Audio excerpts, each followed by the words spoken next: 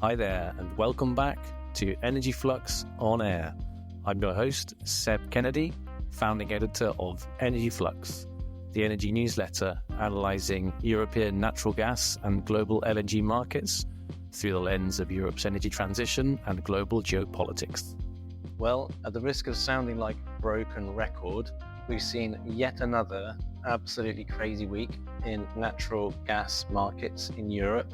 The last week's crazy price movements saw a rapid reduction again in the front month price on TTF, that's the Dutch Title Transfer Facility, the benchmark trading hub for European gas prices. And I would say that those price movements were predominantly the product of shifting outlooks on the regulatory landscape in Europe. And I spoke at some length about that in last week's episode, and also the way that investment funds misread a communication from the European Commission about the EU's natural gas refilling targets. The regulatory angle is vitally important for the reasons I explained in the last episode, and I'll be speaking a little bit about the regulations around natural gas refilling on today's episode. However, I suspect we're moving swiftly back to a place where geopolitics, rather than regulation, takes the lead in driving European natural gas prices. And I've spoken at length about the huge influence of investment funds, that's hedge funds, on price movements on TTF, and how attuned these hedge funds are to geopolitical developments. Because we have this situation, this unholy situation, you might say, where you have multi-billion euros worth of speculative capital taking massively significant directional bets on TTF, and the funds are reacting in extremely exaggerated ways to geopolitical developments. They really do overcorrect on every utterance, every headline, every tweet or post on X, every newswire data point that comes from the Trump administration, from peace talk with Ukraine, from position statements from the Kremlin, from rumors about what European member states might be saying to the European Commission in Brussels. And there were just so many earth-shattering geopolitical events hitting the markets day after day, hour by hour. These events are breaking at warp speed. So you have this concentration of extremely significant headlines hitting a market that is already excessively attuned to geopolitical developments and is taking these enormous market-moving sized bets on the directional price of natural gas and influencing price outturn. The result is just phenomenal volatility on the European natural gas hubs and natural gas prices, and all of the kind of second-order effects that are implicit in that. So this lethal cocktail is really distorting how energy markets price risk. And another problem that we have right now is that the geopolitical backdrop to energy markets is harder than ever to read. Just take, for example, I'm recording today on the 10th of March that Russian troops are encircling Ukrainian forces that are occupying the Kursk Oblast. They are making potentially devastating advances to encircle those Ukrainian forces. And a notable aspect of this is that Russian troops were able to actually to advance without detection by Ukrainian forces by literally creeping through a segment of a disused gas pipeline that used to be used to export Russian gas into the EU via Ukraine. So Russian assault groups used the perhaps ironically named Brotherhood pipeline to successfully infiltrate behind Ukrainian positions in Sudza, which is just over the Russia-Ukraine border on the Russian side, effectively cutting Ukrainian forces in Kursk in two. And the timing for this is interesting because the Trump administration seems to have withdrawn and then partially reinstate military support to Ukraine, but also more significantly flip-flopping on the sharing of US intelligence with Ukraine.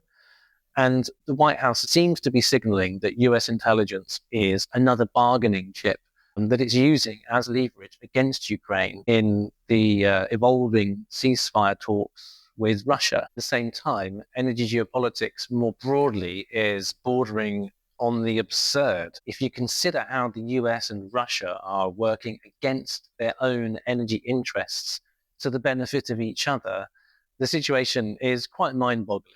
So take, for example, that Russia's bombardment of Ukrainian energy infrastructure is targeting the country's natural gas production facilities. And this targeted campaign of destruction was leaving Ukraine without gas at a time when Ukraine itself has rather depleted natural gas held in storage. So that's compelling Kiev to turn to US LNG to fill the gap. Russia's bombardment of Ukraine is essentially creating demand for US LNG. And at the same time, the Trump administration's rapprochement with Moscow is opening the door for Russian pipeline gas to return to Europe at the expense of US LNG. So Moscow is promoting US LNG while the White House is promoting Russian pipeline gas. It's incredibly topsy-turvy and quite difficult to really get your head around.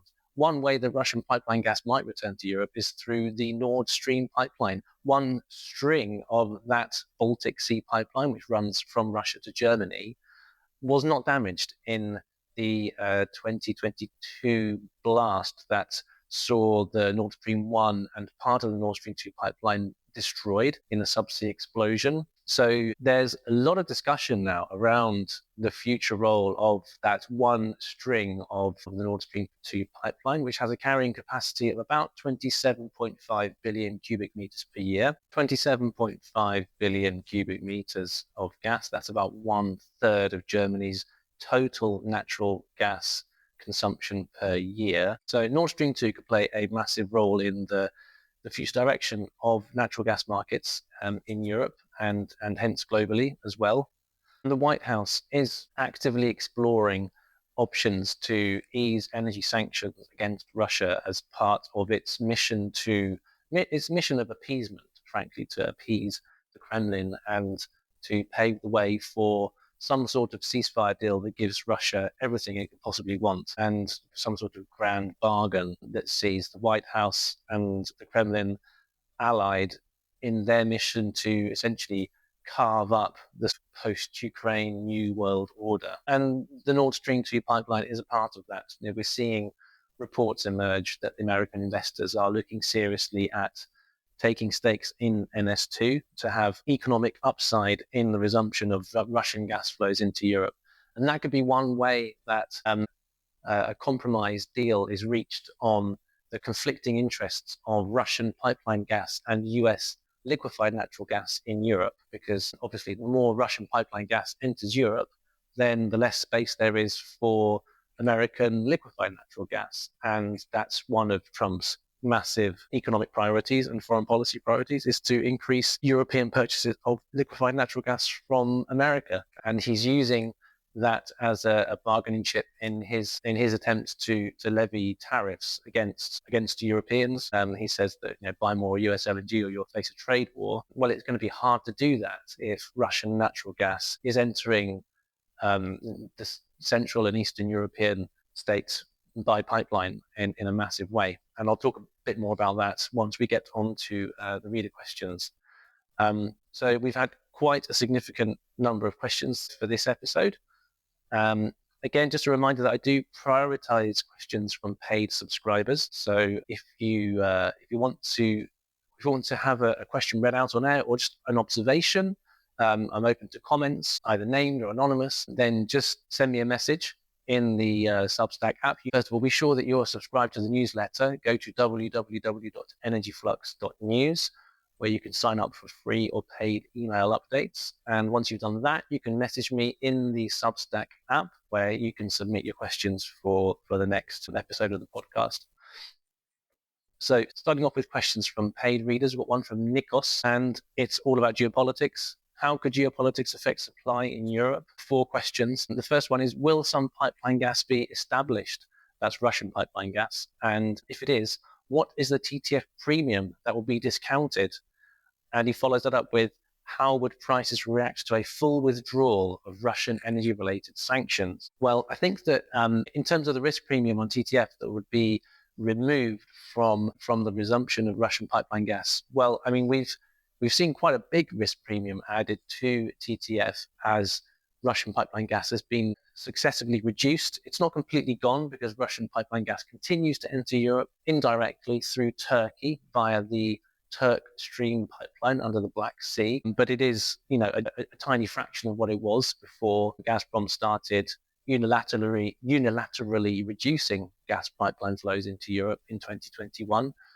In advance of Russia's invasion of Ukraine. So the TTF premium that would be reduced from a resumption of Russian gas pipeline flows is really going to be proportional to the amount of gas that actually returns to Europe. And I'll elaborate on that in a moment. But Nicholas asks about how would prices react to a withdrawal of Russian energy-related sanctions. Well, that would also be very bearish for prices because the Arctic LNG-2 project, which is an enormous Russian liquefied natural gas project in Russian Siberia. That is the most sanctioned Russian project of all. The Arctic LNG-2 project did start exporting its first cargoes at the start of last year, but these cargoes, they loaded onto vessels, but then because of the threat of or the imposition of secondary sanctions, then buyers refused to buy them, both in Europe and in Asia. And a lot of cargoes ended up sailing all around the world and being dumped into storage facilities, which are controlled by Russia at either end of Russia's extensive landmass. So nobody was prepared to buy cargoes from Arctic LNG-2 because of sanctions. If sanctions are removed as part of the kind of sweetener for a ceasefire with Ukraine, then you will see Arctic LNG-2 come back into service because that plant was shut down because it couldn't find any buyers. There was nowhere to put all of this liquefied natural gas that it was pumping out into the market. So it had to shut in. It has one train that is operational or potentially operational, and the second one is under construction. So it could, in theory, be ramped up to 2/3 of its maximum rated capacity if sanctions were to be lifted. And of course, if sanctions were lifted, then that would also probably resolve the remaining impediments against being able to build out the third train. So Arctic LNG-2 would ramp up to 2/3 and then probably keep building out, commissioning, and then ramp up even further to full maximum production capacity without the sanctions preventing them from doing so. All of this will be very bearish for global LNG prices because Arctic LNG-2 is designed to supply both Europe and Asia via the Northern Sea route. Nikos goes on to ask, would the Americans allow or endorse the re-establishment of pipeline gas to Europe? Doesn't that hurt their LNG interests? Well, I touched upon this earlier, and yes, but they seem to be working to promote each other's interests, Russia and America. Like I mentioned, maybe American interests won't be limited to LNG. Maybe American interests will also have an economic stake in Nord Stream 2. It sounds like a pipe dream, but the world has gone through the looking glass so many times now that really anything is possible, and it's hard to rule anything out as being a mere pipe dream because things that would have been even more of a pipe dream are happening right now. So who knows where this will end up. That said, I do think a more realistic outcome is that Russian gas won't return to the pre-2022 levels, mostly due to a lack of commercial arrangements to allow for this volume of gas to be traded into Europe. And the reason for that is that European companies, EU companies, not member states, are the ones that buy gas from Gazprom. So even if Europe is forced to accept a ceasefire deal that has been hammered out basically to the exclusion of Ukrainian and European diplomatic input, you still need to have a contract with Gazprom to import gas from Russia. And the EU might have to accept a political agreement, but they can't be forced to sign contracts, and that won't be part of the ceasefire negotiations. They have to be bilateral contracts signed between European utilities or industrial gas consumers in Germany, for example, and Gazprom. So it's difficult to contemplate negotiating and signing long-term contracts with Gazprom, particularly when there are outstanding arbitration claims against Gazprom from European energy companies that have been upheld at arbitration proceedings. Several billion euros worth of debt over non-delivered gas that's unpaid, and it's really hard to see a European company signing a long-term gas purchase contract with Gazprom and just waiving those debts. And it's equally hard to see Gazprom actually paying those debts. So that's something of a sticking point. So my view is that a most likely outcome is that smaller volumes of spot sales, those are kind of one-off opportunistic sales of gas from Gazprom into Europe, which Gazprom used to offer up until about the sort of first or second quarter of 2021. They periodically would offer additional gas to the market in response to demand. I think we might see that come back potentially if Russian gas is going to come back at all into Europe. It will probably be in that commercial format rather than in the format of very, very large scale long-term deals. So that kind of smaller amount of kind of top-up gas, spot gas, that would strike some sort of a balance between allowing Russian gas to return, but without pushing US LNG out of the mix altogether. So you have a kind of compromise there where, both Moscow and Washington are able to kind of hold aloft some sort of economic win for each side, while sort of carving up their energy interests in Europe. Nicholas had a fourth question. He said, could the Americans offer a government-sponsored long-term offtake price in barrels of oil equivalent to the Europeans that mitigates this conflict? Or does the production and ownership structure of US gas make such arrangements less likely than with, for example, Oman or Russia? And I would say that that's not really going to be possible because the US LNG space is entirely privately owned and operated. There is no direct state ownership of American gas liquefaction capacity, and it's all very atomized as well. So you have lots of individual investors, listed companies, each owning their respective stakes in natural gas liquefaction capacity along the Gulf Coast. And it's very hard to see them being kind of corralled or controlled in that way by some overarching political agreement, because you don't have a state-run energy company that owns controlling stakes in any of these projects. Grandiose political accords, which we've had in the past, and there was one agreed between the European Commission and the Biden administration in March 2022 to improve European energy security by Europe buying lots of US LNG. That was just political window dressing. It didn't really actually result in any more LNG from America ending up in Europe. The market decides where the LNG goes.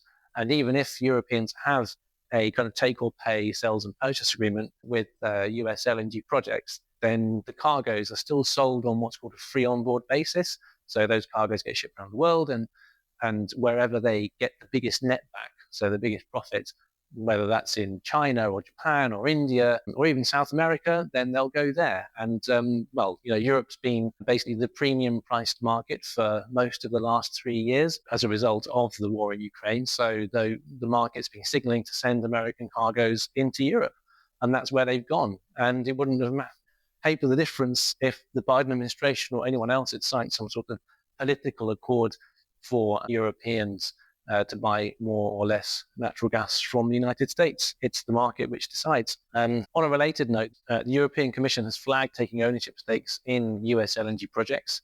This is a bad idea for many reasons, not least because it exposes European buyers to massive market risk and potentially renders them as bag holders if the market for natural gas loosens and turns south and prices soften. Then by owning a stake in a liquefied natural gas project, you go from being a spot buyer to being a seller, essentially, and you have an interest on the sell side. And that doesn't seem to make a lot of sense because the liquefied natural gas market is almost certainly going to tip into looser market conditions towards the end of this decade. And the idea of turning yourself into a seller at the point when the market is on the cusp of turning into a buyer's market would seem to be counterintuitive. Okay, moving on. Another question from a paid subscriber, anonymous in this case. This reader, they quoted back a section from a recent article of mine called "The Bear Roars," when I discussed the massive sell-off in TTF gas futures. So they quoted this section from that article, which reads, "Targets or no targets, Europe still needs to refill its depleted gas storages. To do that, it must attract marginal LNG cargoes from a variety of global exporters.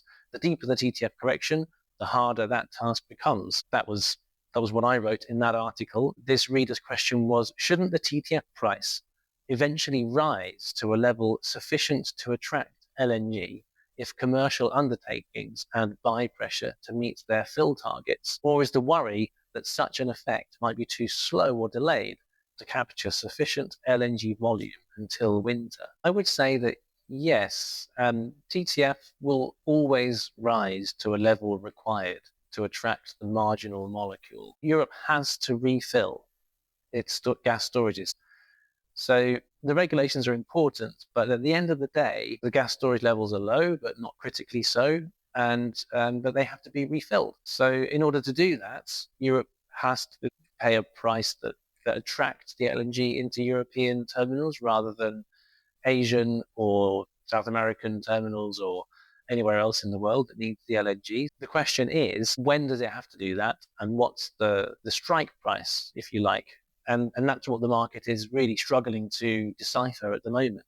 Now, the EU's sort of quasi-relaxation of gas storage regulations recently has kind of muddied the waters in that regard, because it's like the regulation still stands, but the Commission put out a recommendation which still needs the approval of other member states. But essentially, there was this kind of word salad, this mixture of reinforcing the message that the regulations have not changed, but at the same time explaining all the ways in which the regulation can be sort of bent and massaged and almost ignored, because there is no penalty for there is really no penalty for not complying with it. From my understanding, this recommendation, that this text that the Commission put out, it was, as is so often the case in the European Union, a kind of massive fudge.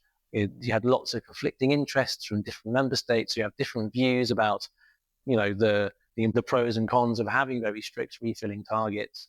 So they've tried to kind of have their cake and eat it by saying, yeah, the regulation is not going to change, but there are all these conditions in which the regulation can essentially take second place to things like difficult market conditions, because obviously at the moment we have this situation where natural gas is being priced more expensively in the summer and less expensively in the winter. So you have this inversion of the spread. Normally the spread is positive. You buy cheap gas in the summer because supposedly gas is cheap when demand is low and people aren't using it for heating, and the price is high in winter because that's when demand is higher, because the colder months mean you have less solar generation and power, and gas is needed more. And the presence of these refilling targets over the summer, or these intermediate filling targets, and then this kind of end destination of 90% by the 1st of November has really distorted the market. The investment funds know that the strategic gas storage operators, they need to buy certain volumes of gas, and they've taken these bullish positions over the summer months accordingly, which I've talked about previously. And they've inverted the spread. So you have gas is more expensive to buy in the summer, which is when you have to buy it to put into storage. And then if you hedge that by going short in the winter, when you most likely be using the gas, then you're essentially locking in billions and billions of euros of losses, because you're buying high and selling low, because that's the way that the market is primed at the moment. So yeah, this kind of relaxation of the regulations was intended to address that problem. The Commission did for the first time acknowledge that the spreads were inverted, and that this was a real problem, and that they wanted to do something to address that. But it's not really clear they've done that, because the spreads, they remain inverted. Summer gas is still more expensive than winter gas, so there is still no incentive to actually refill at the moment. And it's really, really hard to tell how that's going to evolve, because the message from the Commission is the member states can essentially do whatever they want to get to 90% by the 1st of November. And reading between the lines, the message is that you don't even need to get there. And they do actually outwardly state you have an extra month if the market conditions are particularly adverse towards actually buying and storing gas. Then you can easily just let it go until the 1st of December to hit 90%. And at the same time, even if you don't hit 90% at all, it's not really clear whether there's any actual financial penalty. The only concrete measure, or the main concrete measure that seems most likely to be taken, is the member states are free to subsidize and pay for the procurement of gas over the summer, inflated prices, and then heap that cost onto consumers, which Germany had proposed doing, and then walked away from because the market participants essentially told them that this is unworkable. But the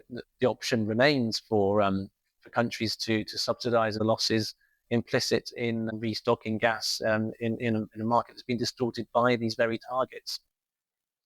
So this situation makes it very hard to trade. I mean, my reading of it is that, the strategic storage operators are essentially going to postpone the refilling program as long as possible, kind of safe in the knowledge that the interim targets, the targets between May and September that are supposed to kind of plot a trajectory up towards 90%, those interim targets are essentially meaningless. They are there, but they're sort of targets in name only. But the destination is kind of, you've got to make your best efforts to reach it, even if there's no real penalty. So they're going to make their best efforts to reach it, but they'll do that, I imagine, by postponing the procurement of gas in the hope that essentially gas becomes cheaper the closer the 90% by 1st of November deadline approaches. And then if it becomes impossible and gas becomes more and more expensive, then maybe they'll look at just kind of capitulating and either buying gas and hedging at a loss and then asking to be made whole by subsidies, or perhaps just breach the refilling targets altogether. And this is something I did flag at the end of last year, that I thought that there was a wild card in the deck for the European natural gas markets, and that was the behavior of the strategic storage operators.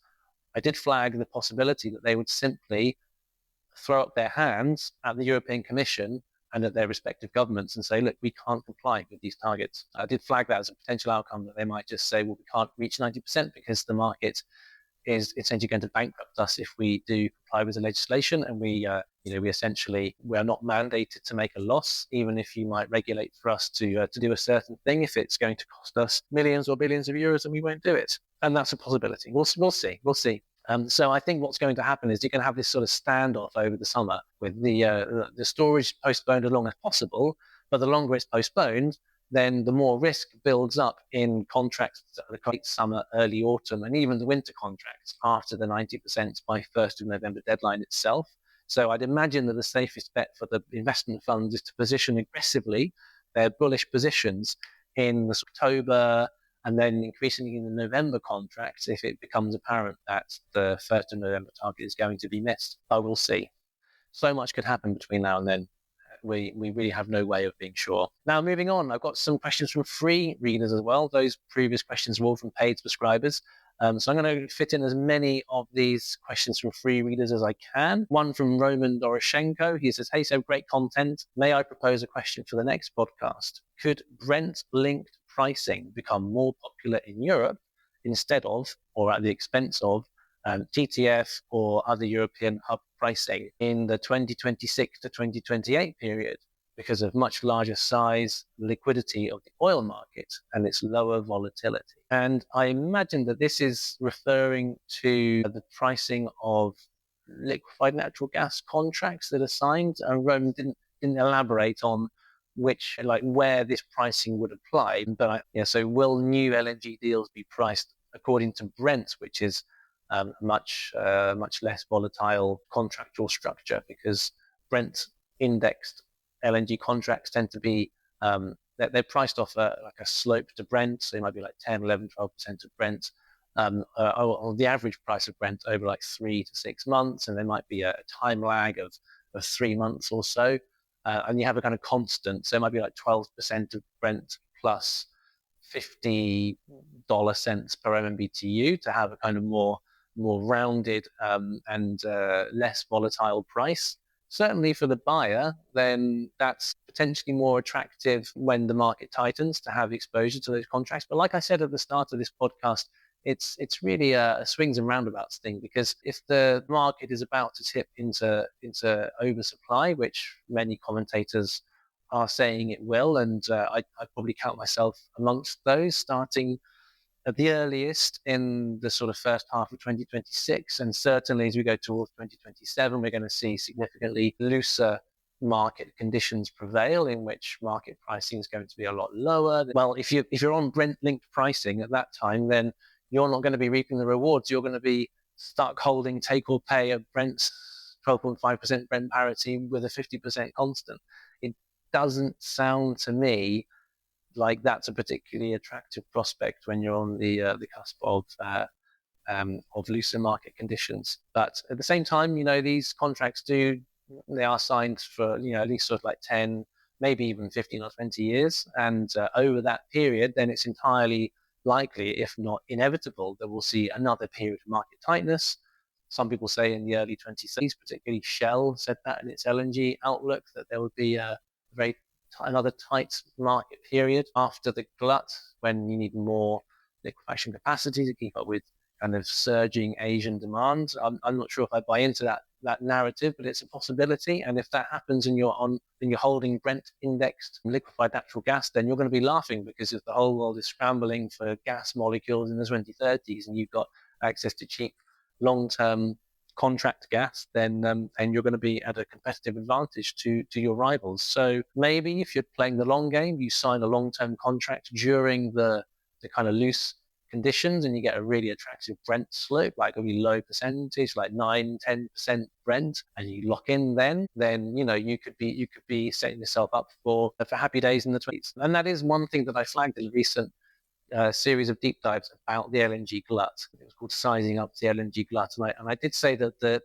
LNG sellers, they really hold the key to whether the kind of coming glut of LNG is going to lead to more sort of sustainable or more volatile market conditions. And if they agree to sign long-term contracts at lower Brent parity pricing, then you could argue that you might find a semblance of balance in the market in the 2030s, because essentially you've managed to reconcile the price that sellers need to sell at to cover their costs with the price that buyers need to buy at to remain competitive. And there's a very narrow window between those two extremes, and LNG has really, like over the last 3-4 years, priced itself out of the market for so many importing regions, precisely because Russian gas has been excluded from the market for mostly geopolitical reasons, but also, of course, the decisions taken by Russia and Gazprom in the lead up to the invasion of Ukraine.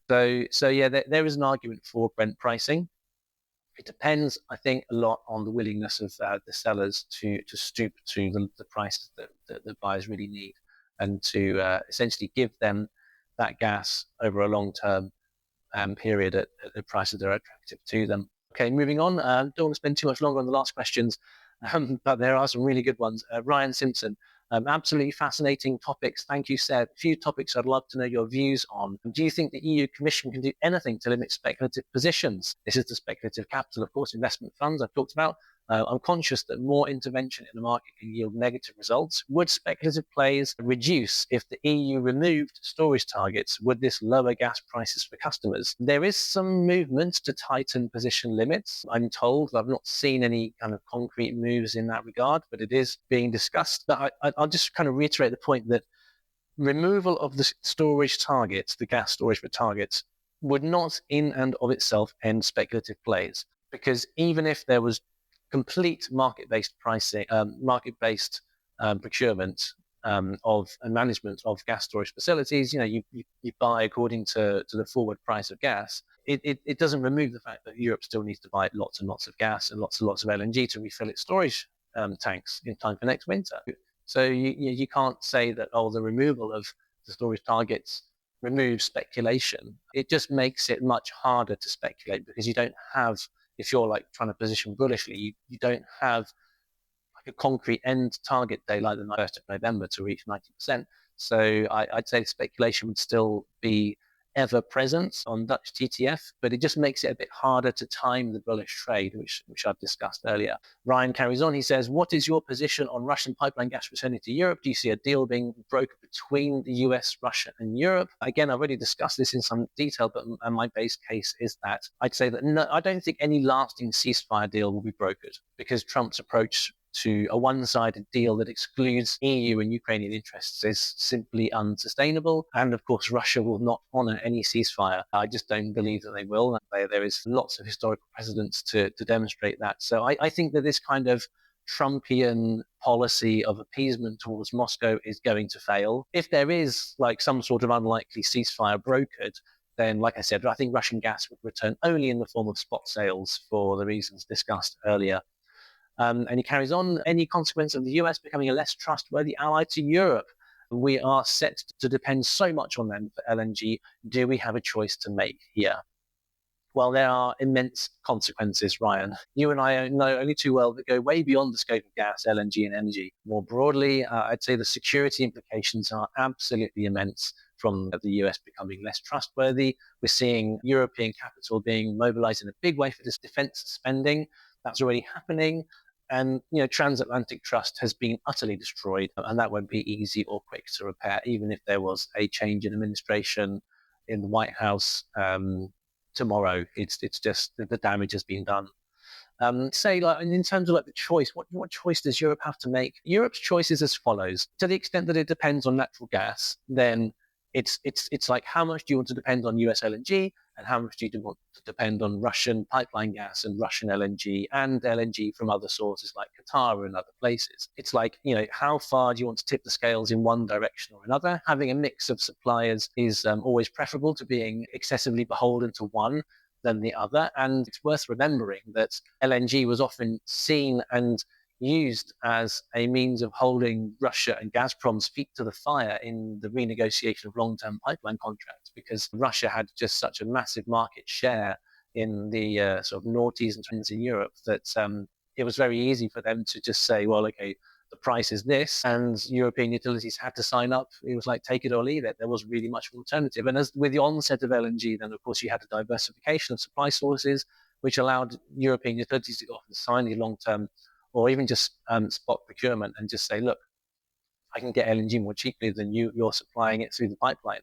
So that acted as a kind of cap on the price that Russia was able to charge for its pipeline gas. And it's worth noting here as well that, this whole myth that Russian pipeline gas is cheap is a complete non-starter, because for that very reason, like, Russia abused its market position for so many years in Europe.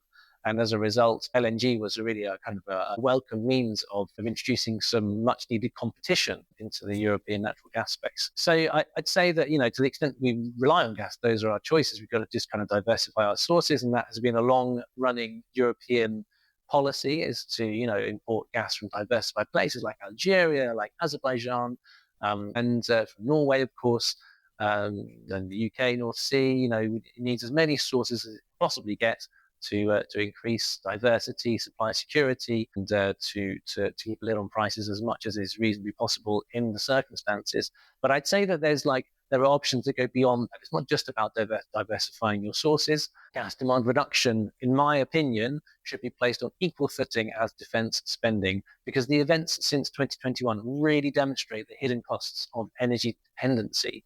So Europe really must double down on any and all measures that reduce import dependency, particularly. So, that means redoubling efforts to shift away from gas heating and in residential properties, and getting heat pumps and e-boilers into as many homes and buildings as possible. And, again, like improving and making funds available for improving the energy efficiency of buildings to reduce the overall heating demand.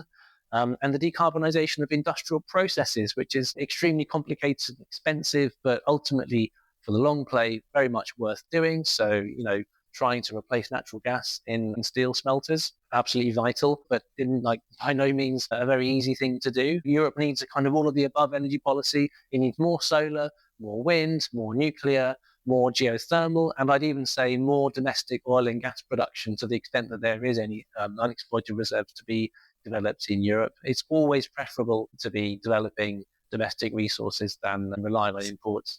And I really think that the last few years have shown just how dangerous and costly it is to rely on, quote unquote, cheap imports from non-aligned allies or non-allied trade partners in energy. I think that Europe should be supplying long-term supply agreements with Norway. You've got to keep Oslo happy, and Norway's not particularly happy with its energy trade with the EU at the moment.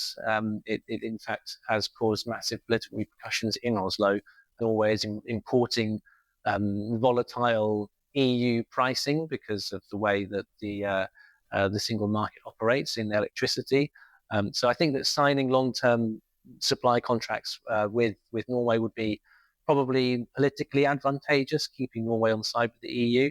And it would also help to kind of ward off the decline in Norwegian offshore gas production, because the last thing that Europe needs is for Norwegian production to start entering terminal decline, because Europe's not quite ready to wean itself off gas that quickly. And Norway is obviously a friendly, local, and very, very, very low carbon supplier of the fuel, certainly compared to US LNG, Russian pipeline gas, and pretty much any other source of gas you care to name. And now, this is already a very, very, very long podcast, but I want to move on to my last question. And this is a really great one from Adrian Heel from Energy Cities, which is a Brussels-based NGO. He says, "Hello, Seb. First of all, many thanks for your work in explaining gas markets to the masses. I have a question for you, and I'm hoping you might indulge me. Fair warning, it might be a really stupid question." No such thing as a stupid question, Adrian. Would it be possible for the US and Russia to corner enough of the global LNG market to drive up prices significantly if Trump invented a pretense to economically, or even physically, with the US Navy, shut down gas exports from Qatar and Nigeria? Would that be enough to allow the US and Russia to form an LNG OPEC? What if they targeted Australia? Would that be enough? Trump's economic attack on Canada makes it clear that he really doesn't care who gets hurt, Americans included. He cares about power and seemingly benefits for Russia. Controlling the global LNG market seems like a really effective way to have power and benefit Russia, as well as trashing Europe and, I guess, Japan too. Anyways, maybe there is enough LNG globally that he couldn't do such a thing. Very curious what you think about this entirely speculative question. It's a real mind boggler, isn't it? The way that allegiances are shifting, Adrian. And I'd certainly say on the kind of broad question of concentration of market power, that is a structural problem in LNG globally. There's a very small number of suppliers, really, compared to the number of buyers out there. So you do have this potential for concentration of market power. And the rapprochement between Washington and Moscow makes this seemingly possible to consider, this idea of them cornering the market, or at least kind of in an abstract sense. It makes you think, well, maybe they could do that. And, conversations are underway, and there are media reports and analysts already talking actively about a potential grand bargain between the US, Russia, and Saudi Arabia to fix oil prices. And there are reasons to imagine why that could or could not happen too. And I'd say that there are loads of constraints to it happening in the LNG market. The pushback would be quite considerable, not least because, US plus Russian LNG is not really enough to corner the market, because in 2024, the US exported 87 million tons of LNG, Russia exported 33. That amounted to about 30% of the global total, according to data from Kepler. So you can't really corner a market if you only own 30% of it. And the idea of shutting down other suppliers, the consequences would be just absolutely catastrophic. I mean, shutting down Qatar essentially would involve the US Navy occupying the Strait of Hormuz, which is something that Iran periodically threatens to do when it's being threatened by the US. And it's kind of hard to see Washington and Tehran aligning on that strategy. Even if they were to do it, then that would also imply a kind of shutdown of 1/3 of the global oil supply, which would be massively inflationary. It would completely implode the global economy and lead to a absolutely huge recession, if not another Great Depression. So fundamentally, my reading of it is this. If Trump was to try something as utterly, utterly mad as this, and I wouldn't put it past him in terms of thinking that he might try this, but if he was to do it and he was to think about it for more than 1 nanosecond, which he may or may not be capable of, then he would forever be remembered for triggering the greatest depression in living memory, and possibly even World War III. And I think that not even Trump, his henchmen, and the useful idiots in the MAGA movement could come up with enough lies to scrub that simple fact from the history books. Being remembered as an abject failure would simply be too much to bear for this preening narcissist. That's all he really cares about, isn't it? It's about how people perceive him, getting the ratings, being praised and idolized. And it's kind of hard to do that if you literally destroyed the global economy and triggered a war that could essentially wipe half of the world's population out of existence with a nuclear war, which could potentially arise from trying to dominate the market in this way. So, it's having said all that, it's kind of hard to conclude that Trump will be remembered for anything other than abject failure judging by the way his current negotiating strategy is playing out. I mean, he's acting like he has all the cards. He's acting like he can swagger around, like he can lord it over the world and bully everybody and just prove that American might will always prevail. But, like true strength in global affairs comes from soft power, really. Yeah, you need to back it up with hard power. But by kind of dismantling all of the organs of soft power and just going for hard power and just saying, right, we're going to fix oil prices, we're going to corner the LNG market, we're going to deploy the US Navy to massively promote our economic interests. That is absolute kryptonite for American power over the long term. There's a reason why US AID existed. There's a reason why US diplomacy has operated in the way it has. And there's a reason why the US is able to exert the hard power that it wants to exert now. Is because it was actually acting predominantly by exercising its soft power capabilities and by leveraging alliances, which the Trump administration is systematically destroying.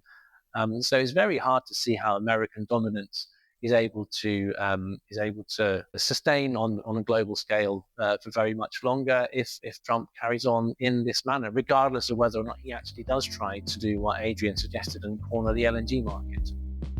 So I really, really like that question. Thank you, Adrian. Thank you for listening. I know it's been a very long one. But I do enjoy these Q&A sessions, and I want to always try and get as many of them in. There were more questions. I'm very sorry if I didn't get to your questions. It's just impossible, and I don't want to give you too much listening to do. But thank you. Thank you for listening. Thank you for reading and for subscribing. Don't forget, if you are listening to this through Apple or Spotify or somewhere, then don't forget that this is the podcast of the Energy Flux newsletter, which you can read and subscribe to for free. Go to www.energyflux.news, sign up for free email updates. And if you want to get a question and you want to make sure it gets featured on the next podcast, then take out a paid subscription. You get access to all the paywalled posts, the entire archive, hundreds of posts, loads of data viz, loads of graphics, loads of really, really original, quite edgy analysis of the way the European energy and natural gas markets are evolving in these completely crazy times. So do sign up and support independent energy analysis in the process. That's it for this week.